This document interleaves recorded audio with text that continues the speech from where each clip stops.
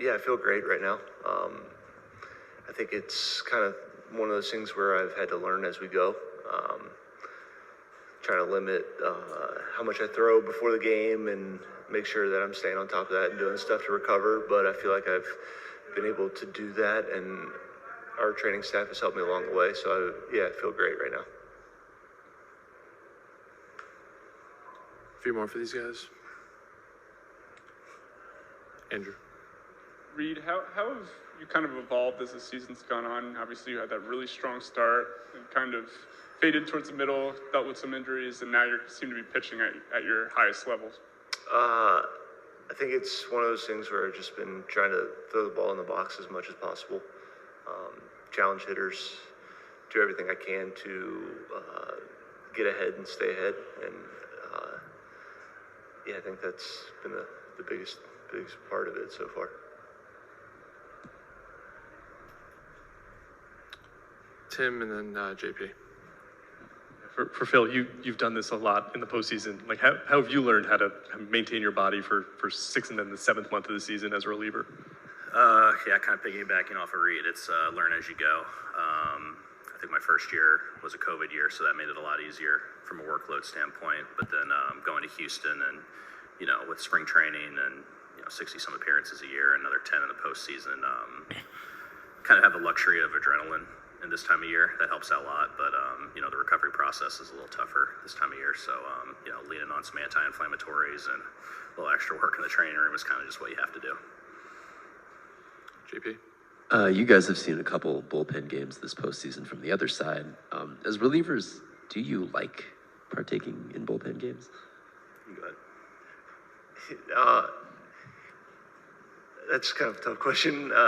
Obviously, we like to be out there and pitch. I think right now, whenever the phone rings and your name's called, I think that's just as soon as they say that you're getting ready to go in the game, that's when it's time to turn it on.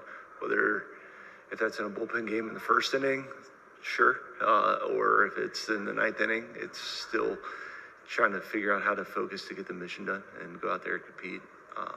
That's just my take on it. Yeah, not a huge fan in the regular season. Can be a little bit of a grind, but in the postseason, kind of same thing I said earlier. The adrenaline kind of kicks in. It can be a little tiring doing that for 9 innings, not knowing when you're going to throw. But you're just kind of able to strap it on in these games, and they're so important. It's you just kind of find a way to get it done.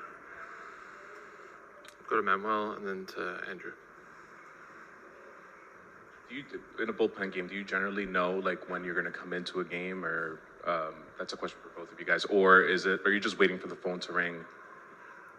It's sometimes sometimes you don't. Sometimes they tell you and they do something different anyways. So you kind of take every bit of information with a grain of salt, and ultimately, if you're going to roll out and do that, it's you got to be ready from the first inning. Especially in situations where we're down a game now. We need to apply some pressure and kind of find a way to get back. Leashes are going to be a little shorter in these games now, but it's just kind of got to be ready from the get-go. And just Reed, yesterday, you threw more than one inning, although your pitch count was down. Are you available today out of the bullpen? And then that's one question. Secondly, just your pitch selection throughout the season has evolved a bit. You've gone more to the sweeper this year. Toward the end here. How did that come about, and what kind of work have you done to get to that point? Yeah, I am available today. I think right now it's all hands on deck at all times. So I feel great, like I said earlier. But pitch usage stuff, it's kind of, I'm fortunate where I have more than two. And I feel like I have the ability to kind of change depending on situations or what feels good that day.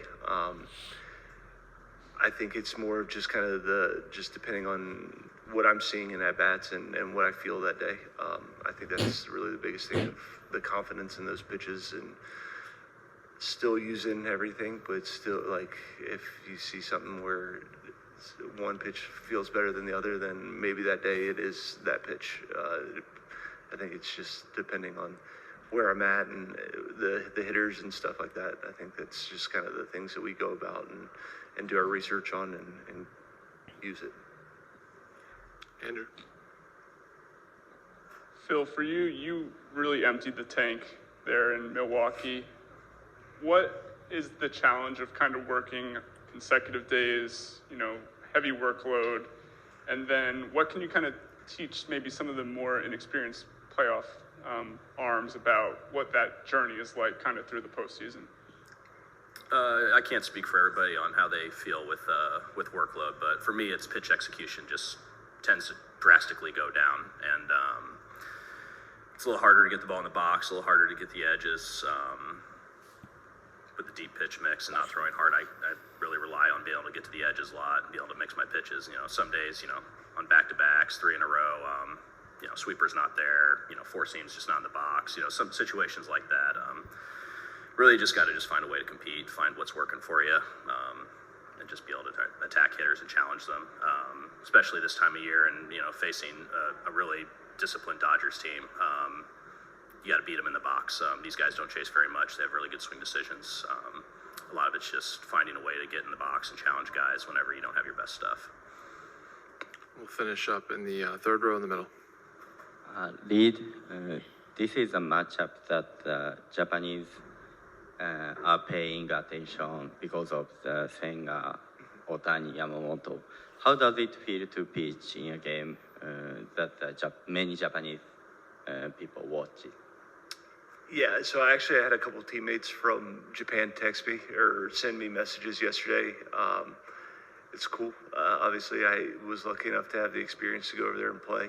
I enjoyed it. And to be a part, to see that culture and see how every day when we walked in the clubhouse in Japan and Shohei Ohtani's at bat is on TV, to know that that whole country is invested and involved in the series. It's kind of personal for me. I'm glad to be able to say that I was a part of that as well. We'll do one more with Mark, far right. Yeah. You've bounced around a lot and spent all of this year with the Mets. Do you feel like you've kind of found a home with the Mets here? I kind of felt that way last year when I got over here. I am incredibly thankful for everybody in this organization, and I feel like this is a great spot, and we have a great group of people and staff and players, and I feel like this is a very close-knit family, if you will.